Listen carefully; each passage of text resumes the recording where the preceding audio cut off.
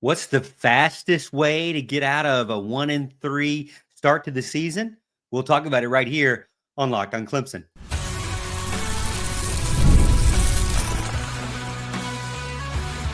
You are Locked on Clemson, your daily podcast on the Clemson Tigers.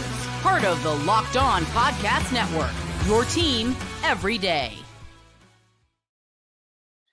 What's up, Tiger fans? Morgan Thomas here, Clemson fan, Clemson grad, host and producer of Locked on Clemson, part-time host and producer over on 105.5 FM The Roar.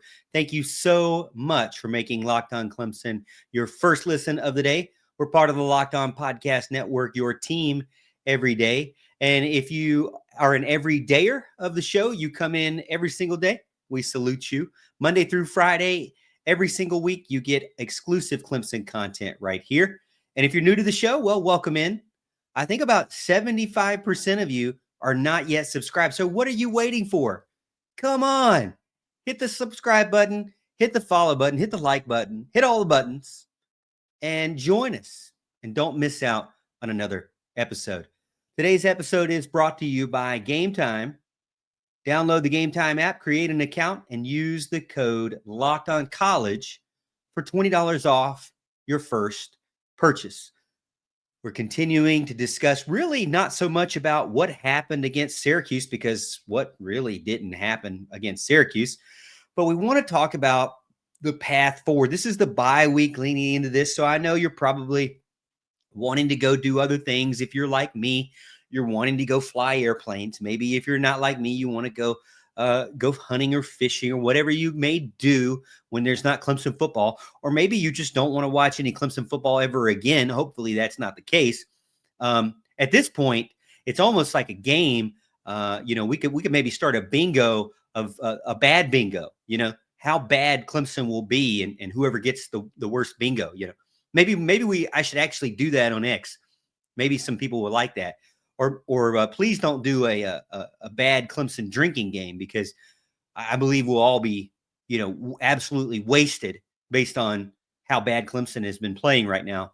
So don't do that. But I do want to talk about the path forward out of 1-3, the worst record that Dabo's ever had to start the season. And really, I mean, a lot of us are just in shock by how bad this team has played together or individually, and not been able to rise to the occasion and really even have an offense or a defense that looks like they know what they're doing. I looked back through some of the replays and watched in slow-mo a few things, and really it's just hard to watch. I haven't done any passing charts recently just because it's just hard to even get the motivation to do anything outside of Locked on Clemson. But it's hard because the team, when you watch the replays, they're just as I mentioned, they have 11 guys, right? You cannot count on all 11 guys to do the right thing at any play, at any point in the game. There's going to be guaranteed 2 or 3 guys that absolutely don't look like they know what they're doing, or they know what they're doing and they just can't do it. And it's just mind-boggling. So what is the path forward? Well, to me, it has to start with the quarterback. And a lot of people have said, Morgan, we need to go with Christopher Vezina. So do you stick with Cade Klubnik, or do you start Christopher Vezina and get him some more reps? Because is he possibly your 2026 quarterback? Well, Garrett Riley came out recently and said that they're going to stick with Cade Klubnik. Dabo Swinney said that they're going to stick with Cade Klubnik. Unfortunately, that doesn't leave anybody excited about what you're going to see for the rest of the season, because I would say he has done worse than regress. I mean, even his good plays don't look good. As I mentioned, I believe on the last show, even the touchdown passes that he had were inaccurate, were not really what you would say is a pro throw. His footwork is just terrible. And it's very consistent how inconsistent he is. And it's really gotten to the point where it's frustrating everybody involved. Even Garrett Riley, when he was asked about it, said, what are you going to do with Cade Klubnik? Well, The first thing that you can do with Cade Klubnik, he says, is that it is fixable in the season. I don't know how much I believe that or not. Do you believe that Cade Klubnik is fixable? To me, he's a senior. These issues are popping back up again. We know that his decision-making is questionable. We know that his pre-snap reads are questionable. We know that he locks in on receivers when he shouldn't. It makes a guy like Garrett Riley look even worse because he's just, you can't really trust him. So how do you fix that? Well, one of the things he said is they got to have short-term memory. Well, not just Cade, but everybody. And I don't know what Cade's Wonderlic score is. But I'm starting to question, how well he's going to do in his combine or when he gets interviewed by John Gruden or whoever, about his ability to call plays. I used to think Deshaun Watson was just a feel type quarterback. He just felt the game really well. And then you remember when he was like a first year and they asked him about a certain play and he was like, no, what are you talking about? We don't just do this or just do that. And he went into this long reply about how he reads a defense and what triggers he's looking for in each kind of situation. And I was just really surprised by how smart and intelligent he was for the game of football.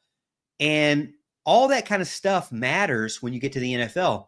To be able to do that in a short and quick time span in just a few seconds, you have to have extreme confidence. I liken it to having extreme confidence when you're flying an airplane. Something could go wrong and you have to make a decision immediately. Even when you're going into land, you're computing all these different things in your head and you can make it look easy, and some people have it, some people don't. And some people are smart, nice people, but they just can't do that. Maybe Cade is just a smart, nice guy, but he just can't read these kind of defenses that he's getting faced up against. I think there's a lot to say about short-term memory. He does have to forget all of the struggles he's had. But to me, he's almost too rah-rah of a guy. He's almost too, oh, well, we'll get him next time guy. I actually, have said, I think Cade Klubnik needs to have a reality check and say, you know what, this is not how we want to play. And it's my responsibility. And, maybe Cade Klubnik doesn't do a press conference. Maybe he just keeps his mouth quiet and goes and plays football. I'd rather not hear any of these players talk about their season right now. Another thing he said is they need to play more tempo. I believe in that and I don't believe in that because to me, it's just a Band-Aid to what is Cade's problem is that he's just not sitting in the pocket, And so he's not trusting his pocket. But the thing is he's not actually in the pocket. If he takes a few steps back and stops there, then takes a step forward into the pocket, a lot of times those edge rushers would miss him. Or he might get hit, but he at least get one more second to throw the ball. But when he takes a few steps back and then takes 5 or 6 more steps further back, it just actually aids the defensive edge to getting to him faster because they don't have to go through the offensive lineman. He's got to start realizing that and trust his protection, as weak as it is, because the offensive line is awful. But the times that it's not, he's got to stay in the pocket, and he can't keep backing up into a lane where the rusher is going to be, where the two outside guys meet at a point. He seems to always back into that point. If you're in that point, your solution too should be to step up in the pocket. Have you seen Cade Klubnik step up in the pocket? Here's my thing. I like that they're going to stick with trying to fix Cade, but sometimes I worry that because he's the high-paid quarterback, they're giving him too much leeway. If he goes back out there again and is not playing well, and you don't put Christopher Vizzina out there, then to me, you have no faith in either quarterback And that's worse than just trying to fix Cade Klubnik. Coming up next on Locked on Clemson, we're going to talk about Clemson's identity on offense and what they can do with the offensive line going forward. This episode is brought to you by Square, your favorite neighborhood spots run on Square. There are certain businesses that can make a neighborhood feel like home, whether it's the sports bar packed on game day, the coffee shop that knows your order by heart, or the local deli that's been a part of the community for decades. These places bring people together. When neighborhood businesses thrive, the whole community thrives right along with them.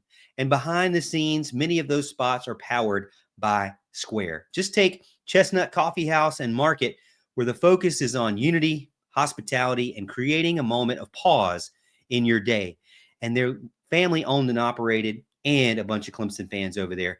Businesses like these turn daily routines into community rituals. Square helps make that connection possible. Square is a proud partner of more than 4 million neighborhood businesses around the world. You can go to square.com/go/lockedoncollege to learn more. But before you do, go to support your favorite local neighborhood spot. You'll be glad you did. Square, see you in the neighborhood. This episode is also brought to you by Game Time. College football is back and the energy is unmatched, from the tailgates to the rivalries to the roar of a packed stadium. Let's face it, buying tickets shouldn't feel like a harder matchup than the game itself. Between long queues, hidden fees, and prices that spike during checkout, it can be very frustrating. That's where Game Time comes in. The app is built to give fans the upper hand, last-minute tickets, lowest prices, and no hidden fees. What you see is exactly what you pay. Game Time shows the exact seat view before you buy it. I love seeing exactly where I'm going to sit. Zone deals, I love that too. You know, I've told you about this. I love this because you can see exactly where the best deals are, a part of the stadium, so you can pick what section you want. You can see what section you can get for the lowest, best available price at whatever discount is available. So it's really, really cool and convenient. So take the guesswork out of buying college football tickets with Game Time. Download the Game Time app, create an account, use code LOCKEDONCollege for $20 off your first purchase. Terms apply. Again, that's promo code LOCKEDONCOLLEGE for $20 off. Swipe, tap, ticket, go. Download Game Time today. You know, I know we talked about Cade Klubnik a lot, and he's going to get the forefront of all of this because he's the quarterback and he's really played pretty bad. But the offensive line and what the identity is going to be really, really seems pretty frustrating right now. One question I'm getting from fans is, what has Clemson's offense got to do to make sure that they move forward from this 1-3 start to the season? And I do sort of agree that Garrett Riley's got to do a better job of figuring out what Clemson is good at. We know that Adam Randall is a really good running back. He's playing with a very, very high motor, and he seems to be putting out 110% effort. If there's anybody on the field that is not putting out 110% effort, they've got to get off the field. I don't understand this consistently seeing the same guys over and over and over, making the same mistakes over and over and over. So the first thing to me is they've got to get the right guys out there, and they're not rotating enough either. You know, you only see Adam Randall. I mean, if Dabo Swinney is not going to go hard into the transfer portal, and he did use the transfer portal, but we have to be honest. The national average in top 10 transfer portal players on the roster is 14. Okay. The top 10 teams in the country right now, as far as ranking, has 14 new players that are not freshmen. Okay. The problem with just bringing in a bunch of freshmen is you're not using them. And you're not only not using them, but they're probably not ready to be used. So you've just added 15 to 20 new players that really cannot help you immediately. That's why the transfer portal is so good. And it's a free agency. Those guys have a higher potential of being used immediately. The problem is that Dabo Swinney and staff felt like that their team was good enough. Well, as an LSU fan told me, a team that couldn't win the 4 biggest games of their season last season, and you don't change anybody and you lose a running back, what else did we think was going to happen? Did we think they were all just going to completely get massively better? Well, what we're finding is that a player is a player is a player. You can develop them in the way of making sure they're running the right plays, they're in the right position. You can rotate them properly, which I think is a problem. Gideon Davidson not being used, Christian Bentancur not really being used till now. And then you have Tristan Smith not being used enough. So these guys have got to be used more. And if they're given 110% effort, that's fine. If you have no proof that they're giving you less effort, okay. But if you see film where they're slacking off, or they seem to be ho-hum, or they're not high-fiving, or they're not supporting their teammate, or they're not trying to push the ball carrier forward, or they're not blocking, well, that's effort. So if you see any hint of that, they cannot play at this point. You keep letting them go out there and play, you cannot if your effort is not there. The next thing is you got to rotate and put in guys that you actually need in there to get a fresh start. If you're just going to stick with what you already know, well, that's more losses on the way. I'd rather have more losses, if you're going to have them, with guys that they're trying new guys. And it goes down to Cade as well. But the offensive line, how many more times do we have to see Tristan Lee on the ground as a final season left tackle that was a highly recruited guy? He doesn't look the part. He looks like he gets confused and upended a lot.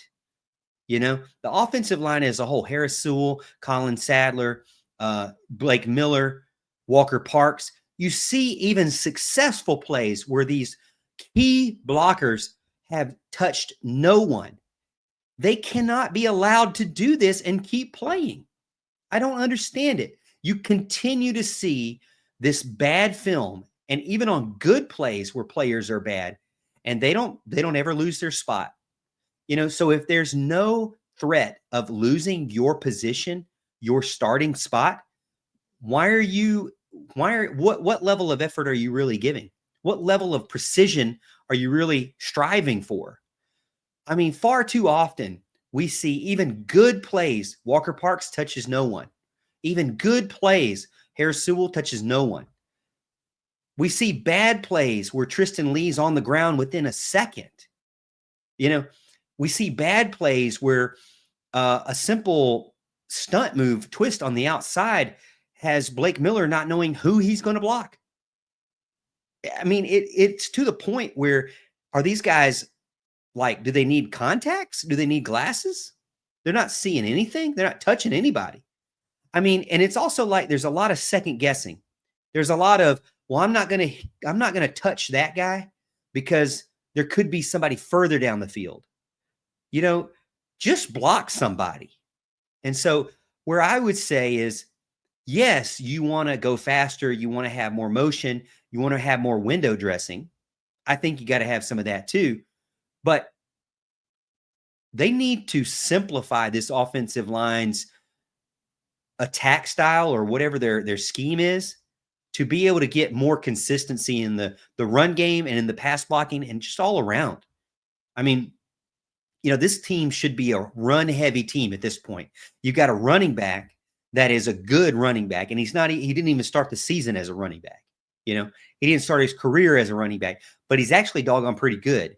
He's got the height and weight measurables for it. He's got the attitude and the motor for it. He's got the footwork for it. He's got the attack for it. He takes on blockers and tacklers. I say you're an Adam Randall first team, because Cade Klubnik cannot be trusted. So you have to switch away from Cade and go, we're going to be a run-heavy team. We're going to be run-heavy with Adam Randall. And regardless of if the game's out of hand or not, because obviously you're not winning games throwing 60 passes. You're not able to even get to 21 points still after 60 passes. So this team has to go back to that.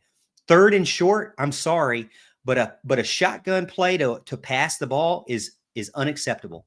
Fourth and short, a shotgun play to pass the ball, unacceptable. You are a running team. That's what your identity is. I don't know why you don't want to admit it.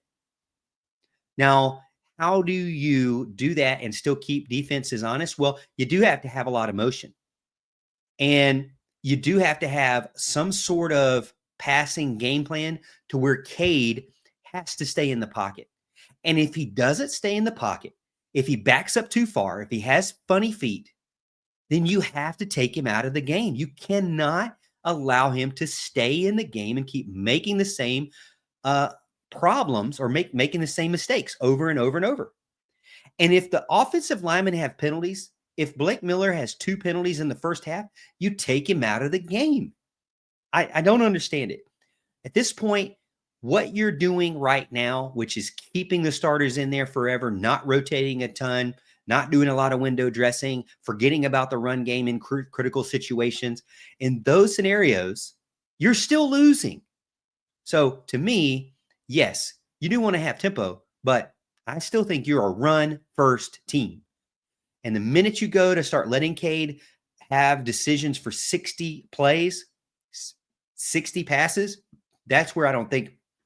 I mean, we've already seen it. Cade against Tennessee, 54 times, didn't win the game.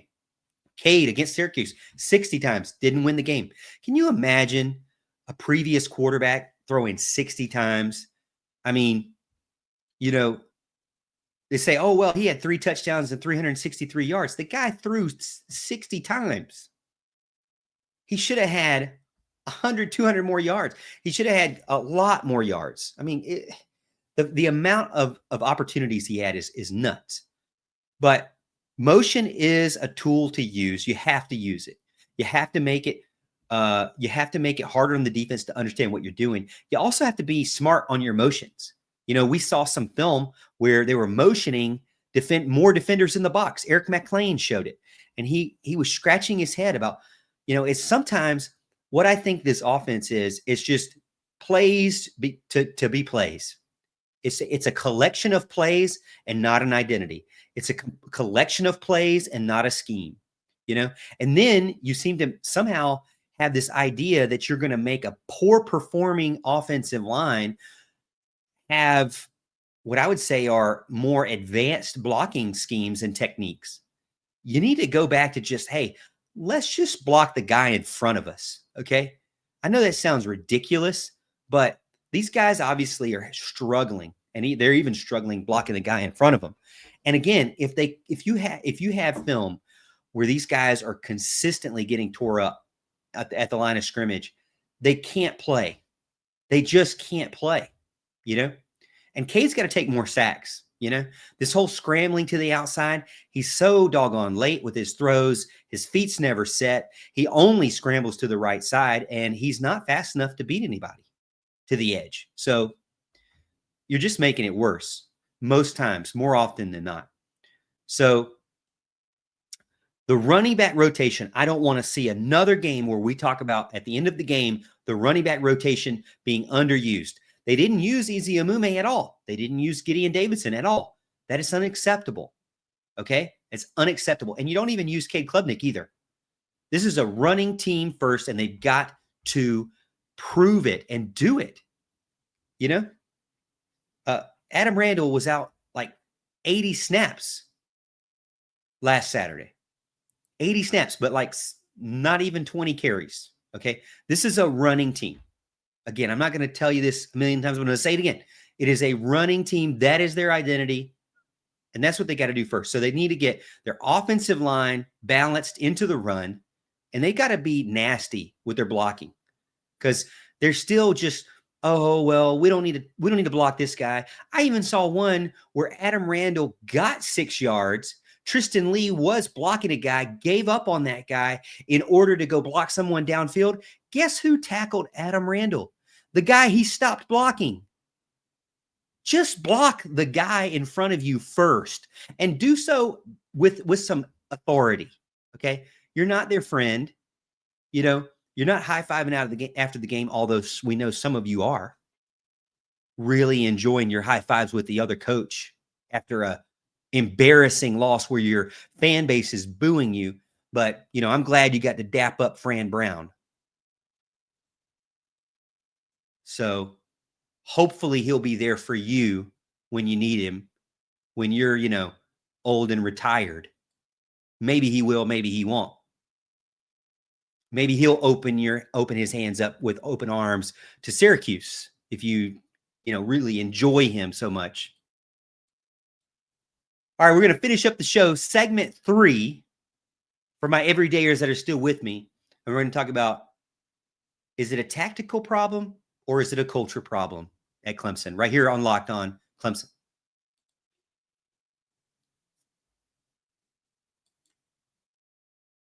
Mazda crafts cars for those who do more than simply move. Did you know that Mazda delivers confidence with every ride with more IIHS Top Safety Pick Plus awards than anyone else as of August 2025? From footwork to breathwork, athletes sweat all the details. Mazda brings the same attention to how we craft every single model. You can feel the Japanese craftsmanship in every detail, from the metallic accents to the available Napa leather upholstery. Like our players, we sweat with every detail, because when you make every move count, impossible becomes irrelevant. Mazda, move and be moved.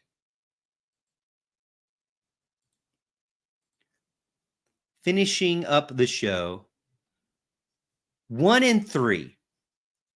Before we get into it, I wanted to say thank you so much for hanging with me. If you're still with me, make sure you hit the like and subscribe button and leave me a comment, because I'd love to talk to you more. But 1 in 3 mainly has a lot of problems with confidence. And you're going to start losing more and more confidence if you haven't lost a lot of it already. You could be worried about composure as well. I know this team and the coaching staff is telling us that they're still in it. They still care. But are they going to be able to stay composed to be able to get through 8 more games? I told you I didn't think 10-2 was reasonable. This team had done nothing to prove to us that they could do 10-2. I did not think 9-3 is reasonable. So you know what that means? They've already got 3 losses. I don't think they're sweeping the next 8 games. I don't believe it. This team is not a 9-win team. 8 wins is now in a huge jeopardy for this team. I originally felt like 8 was reasonable, but that was with winning Syracuse because it was a home game. You're now losing ACC home games, and so all of the road games have to be a huge risk. And I know we want to say, well, maybe North Carolina is not that big of a risk. Maybe it's not. But Boston College will be a risk. Boston College has Dylan Lonergan, and they know how to throw the ball. Are you feeling pretty good about that? Boston College has an offensive line that can hold up to just about anyone. They always do. So are you confident to face off against an offensive line that can stop you and a quarterback that can throw all over you? I mean, if Lonergan is out there, really, if you think about it, Clemson lost this game, and Angeli, the quarterback for Syracuse, got injured, a season-ending injury at about halfway point. Clemson was lucky that Angeli was not in that game for the entire game, because probably would have hung 20 more points on Clemson. I really believe that. That's the scary part. So the confidence is not there for me, but I'm not playing the game. The players probably struggling with how confident they are. How maybe they feel good about themselves. Maybe there's a lot of that where they feel good about themselves, but they don't trust the team as a whole. Or maybe they trust their side of the ball, but not the other side of the ball. Maybe they don't trust their coordinator. Composure, too, is to just be able to stick with what's going through. Is it internal culture, confidence, composure issues, or is it execution, more schemes and situational management? To me, it's a little bit of both. You know, the team definitely has to have short-term memory, although the fan base won't. But Garrett Riley said the practices look better than the games. Well, that's a problem because either you're not able to really truly evaluate these players in practice, or you're not pushing them hard enough in practice, or you're just not being honest with what you're seeing on Saturdays, or maybe not even honest what you're seeing on the weekdays. It's not just penalties and it's not just drops. This team is just not playing well from top to bottom. And some of it is scheme, like with the defense. I really don't like the 4-2-5. I think they brought in Tom Allen to fit this team to a 4-2-5, and they just don't have the personnel for it. They're not able to get pressure with 4, and they're not able to stop the run with 4 and 2 linebackers. They've got to change something, and they did try to bring out Jeremiah Alexander more, but I think it's time to go back to a 4-3. I really do. I really do. They've got to do something better than the 4-2, because here's what's happening on defense. The 4-2-5 is out there, and then they're playing straight up man, and they're playing cover 1 or cover 0. Well, if you're not getting pressure on a cover 1 or cover 0, then you're asking for your cornerbacks to get torched or get in a one-on-one situation where it's just, man up, whoever wins. So you're not playing Tampa 2. You're not playing cover 2. You're playing cover 1. And what I noticed is there's a lot of times when the safety, whoever the safety is designated for the cover 1, is absolutely out of position, just completely clueless. I saw a play where Khalil Barnes bit to try to go over and help. There was no indication that Khalil Barnes needed to go sprint across the field. He was the single high safety in a cover 1. There was no reason for Khalil Barnes to sprint from the middle of the field all the way to the edge of the field to help out Averon Terrell, completely ignore over the middle, and allowed the slot receiver wide open with nobody over top. There was no indication that Angeli was going to throw there, and he went and sprinted over there like the ball was already in the air. Over pursuing is what we saw with Khalil Barnes last year. He constantly made decisions that were completely wrong. It wouldn't stay true to his zone. If he continues to do this, are you ever going to bench him? And I think where you get more concerned with scheme and situational management and roster management is you want to see these guys get benched, but they're not doing it. So is it because they're getting paid too much and you can't bench them? Or is it because you really refused to get better players and you don't even trust those players in the secondary, in the second string? How can you not trust your second string at all? I mean, Clemson's coaching staff is really missing the point here. They're missing the mark huge. You're losing games with no rotation and then no accountability when the players are doing bad. It is really something that, to me, is as much of a tactical problem with the coaching staff as it is a culture problem with the players. I do believe the players care, but there's a difference now that they're making a lot of money. And so they have to perform. If they're not going to perform, then like in any business, why are you keeping them around? And I know I hate to say this, but I really do hate to say this because this is not what I like about college football. I miss college football where I felt like the players cared about being students. But what we're seeing is that they want the money and they want the playing time, and they're just going to keep continuing to give it to them with no repercussions. Well, in that case, then there's really no motivation. So the fact that you have a great graduation rate, at the end of the day, these players need to go somewhere else to get a diploma because the football program is trying to win games. And guys that have been around 3 and 4 years, teams are refreshing faster than that. If a guy is a freshman and then you redshirt him and you don't play him as a freshman and you redshirt him, you don't play him as a redshirt freshman, now it's 2 years. You don't play him as a sophomore, now it's 3 years. You don't play him as now he's a junior and you're still not playing him. I'm sorry, but who's going to be real with the coaching staff on those players? Especially if they're getting paid. But if they're not getting paid, they're at least taking up a spot of someone who maybe you could pay and do a little bit better than no snaps at all. And one last thing before I let you go. When it comes back to scheme and tactical stuff, I get that Syracuse did an onside kick at the very beginning of the game.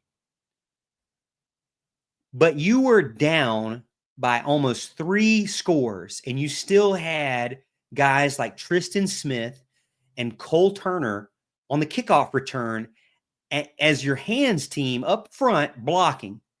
Go back and watch later on in the game. Clemson's down by multiple scores, and they have Cole Turner out there blocking people. Well, guess what? He got pushed back 20 yards. It was laughable. He looks like a little kid compared to who he's trying to block. You're worried about an onside kick down 20? Down 14? Why? Down 17, whatever it was, you're down multiple scores and you're still got some of your hands team out there because of the first onside kick? No, that one was already successful. And we already heard that basically they ignored that too. You still probably left him out there. Then they had Tristan Smith out there on one of the kickoffs late in the game, and he didn't touch anybody. What do you expect? Your outside wide receiver that's tall and lanky to block for Adam Randall? Late in the game, down multiple scores? It doesn't make any sense. Hey, your tight ends can't be on your hands team? It's got to be really short and skinny guy or really tall and skinny guy. Well, neither one of those guys are going to block. So at the end of the day, how does this team get out of 1-3? Well, they've got, in a lot of ways, they got to get out of their own way. They got to actually start holding people accountable. We hear about accountability, the most accountable team. Well, they got to actually start really doing that. All right. Hey, that's it for Locked On Clemson's Tuesday night episode. Thank you so much for making Locked On Clemson your first listen of the day. This is another big moment for Locked On. College football fans, Locked On and Fire TV present College Football Kickoff, your ultimate college football weekly preview show. Drake Toll of Locked On Big 12 leads the conversation alongside two-time AP Coach of the Year, Gary Patterson, former college star Jesse Holley, and Locked On's local experts. A college football preview only Locked On could do. Catch College Football Kickoff every Thursday throughout the season only on Fire TV. And as always, Tiger fans, we'll see you tomorrow, and we'll see you at the top of the hill.